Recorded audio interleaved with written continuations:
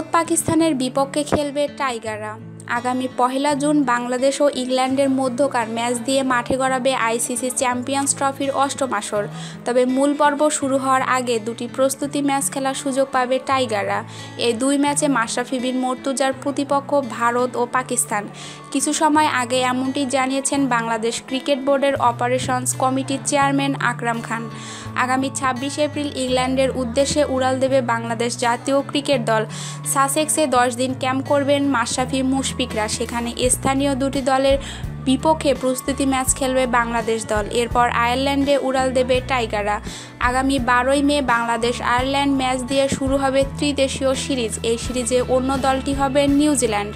ত্রিদেশীয় সিরিজটি শেষ হবে আগামী 24 মে। এই সিরিজ শেষে আবার ইংল্যান্ডে চলে যাবে বাংলাদেশ দল। সেখানে গিয়ে শুরু করবে চ্যাম্পিয়ন্স ট্রফির প্রস্তুতি। আমাদের চ্যানেলটিকে ভালো লাগলে অবশ্যই লাইক, কমেন্ট, শেয়ার এবং সাবস্ক্রাইব করতে ভুলবেন না। ধন্যবাদ সবাইকে।